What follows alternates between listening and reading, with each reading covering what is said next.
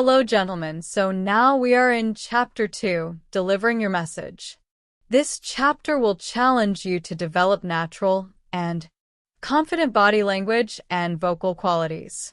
When you complete this chapter, you will be able to use appropriate body language, use effective vocal characteristics, use notes effectively, plan, prepare, and present a speech about a memorable personal experience. Let's start with using your body language. Body language means posture, eye contact, facial expressions, and gestures. Your body language, as well as your speech patterns, reflects how you feel about yourself. It also affects how others react to you. It can help you project an aura of confidence, or it can make you appear uncertain before you. Even open your mouth. Next comes your posture. Your posture says a lot about you. It can say, "I'm timid. Don't listen to me. Just ignore me." Or it can say, "Listen to me. I know what I am talking about." Certain postures give the impression that you are ashamed and insecure. These include looking down or dropping your chin, tilting your head to one side, rounding your shoulders, wrapping your arms around your body, clasping your hands tightly in front of you. The next important aspect is your eye contact. Eye contact customs vary from culture to culture. In some cultures, it's customary for people to lower their eyes when speaking with authority figures such as parents, bosses, or government officials. However, the reverse is true in the United States. In this culture, making eye contact is an essential part of effective communication. Good eye contact does the following: shows you are sincere and honest. Looking away often conveys insincerity or embarrassment. Indicates you have confidence in yourself and what you are saying. Encourages listeners to pay attention to you and to respect you. Allows you to see your listeners' reactions to your speech. Their nods, gestures, and smiles tell you they understand and are interested in your message. Note that effective eye contact does not mean staring at a person. It means shifting your focus to and from a person's eyes. The second most important aspect is to use your voice effectively when you are speaking before an audience. Careful control of your volume, rate of speech, phrasing and pausing, and pronunciation will help your audience understand your message and stay involved in your speech. Volume refers to how loud or soft your voice is. There are two common problems with volume. Some speakers never vary their volume, causing them to sound monotonous. Other speakers speak too softly, so it is difficult to hear them. Aim to vary your volume to keep your listeners' attention, and to speak loudly enough so that everyone in the room can hear you. The third important aspect is making notes. A traditional memory aid is to write your main points and brief notes on index cards. When preparing a speech, write only keywords or short phrases on the cards to help you. Remember your points. Use one card for each part of your speech. Write on only one side of each card. Number the cards. If you accidentally drop them, you will quickly be able to put them in the correct order. Write your notes in large letters. It should be easy to glance at the notes quickly without losing your place. To emphasize key words, use underlining, capital letters, or other marks. The last but not the least aspect is practice. Once your presentation is ready, practice well and make several rehearsals until you become fully confident. Have in mind practice makes you perfect. You may practice before a mirror or record in your mobile phone and check for improvement.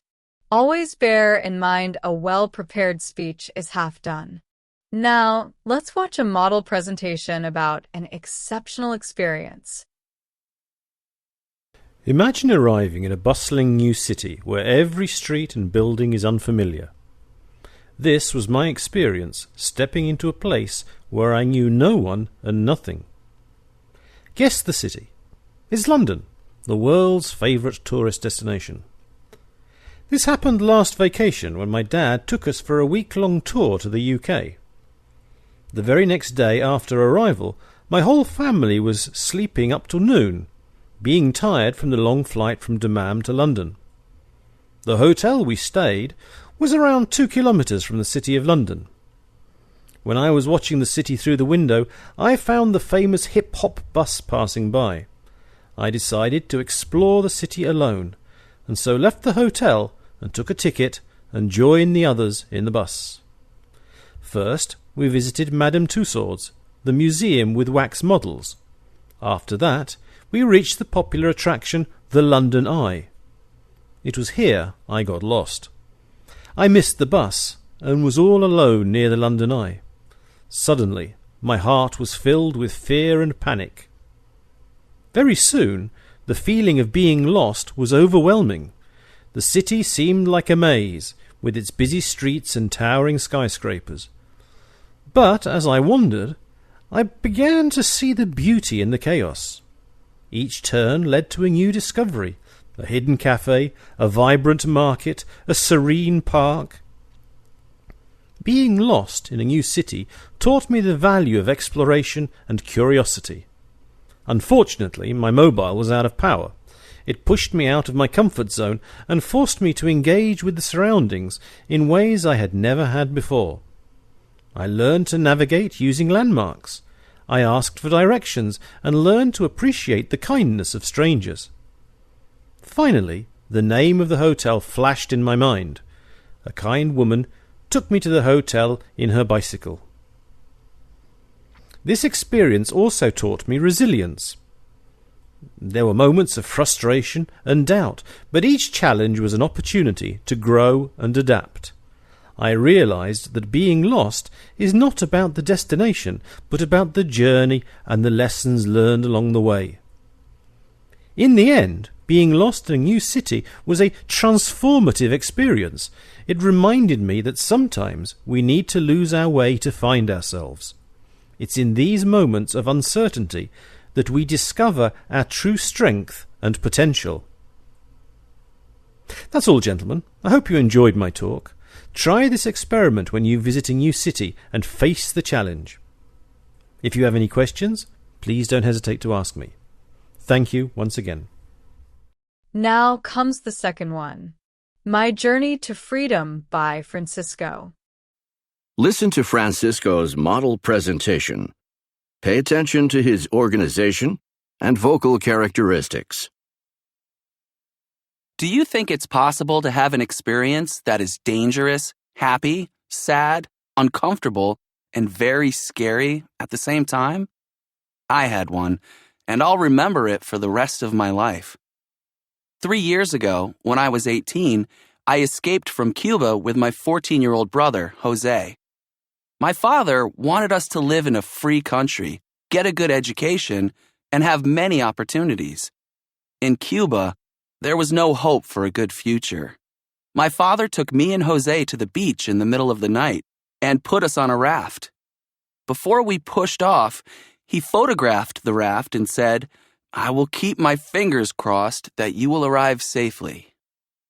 Our father told us it would take 3 days to reach a city in Florida called Key West. For 3 days, Jose and I were all alone in the ocean without food or water. Sharks were swimming all around us. The waves were very high and splashed over us. I thought we were going to starve, drown, or be eaten by the sharks. I comforted my brother by telling him how much better our lives would be when we finally got to Florida. I made myself feel better by thinking that one day I would go to heaven and meet my parents there. Finally, by some miracle, someone contacted the U.S. Coast Guard about us. The water was too rough for them to reach us in a boat, so they rescued us in a helicopter. Relatives of ours in Miami were notified by the immigration authorities. Our aunt and uncle picked us up in Key West, and we went to live with them in Miami. After 2 years, our parents finally escaped from Cuba also, and we saw them again. That was a very happy day for me. Now that you know my experience, I think you can understand why it was scary, sad, dangerous, uncomfortable, and finally, happy, all at the same time. Even though our journey was risky, I'm glad we decided to do it. If we hadn't, I wouldn't be here today in this free and wonderful country talking to all of you. Thank you for listening. Now comes the last one, Layla's presentation on a stinging experience. Listen to Layla's model presentation. In my hands, I have a jar of honey.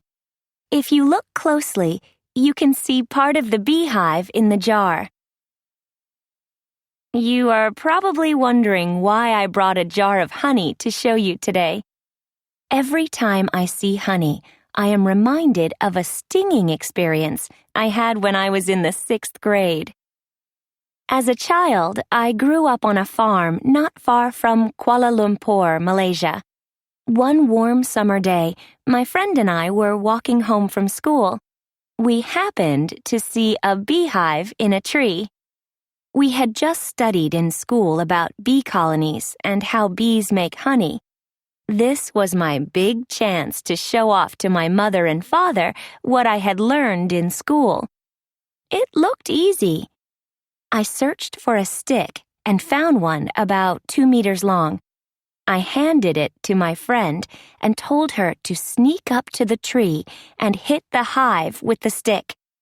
I said I would wait until the bees came out, and then I would grab the hive and run away with it. I soon learned a very important lesson. I learned that things don't always work out the way you planned them. My friend pushed the hive down from the tree and then hurried off at full speed. The bees did not go after her. However, they were all over me instantly. They stung my arms. They flew down my blouse and stung me. They flew up my skirt and stung me. They got in my hair and stung me. My parents carried me to the hospital. I stayed there for 2 days until my fever was gone. Oh, I wish I had looked before I leaped. That was the first and last beehive I ever touched. I have never approached a beehive again, and never will. I'm sure you can see how this jar of honey I brought to show you reminds me of a very stinging experience. Keep your fingers crossed that you never get stung by a bee. So, that's all for this chapter. Now it's your turn. Prepare a speech describing your exceptional personal experience. Your challenge is to make the audience relive the experience with you. For example, if you had a happy experience, try to make your listeners feel happy.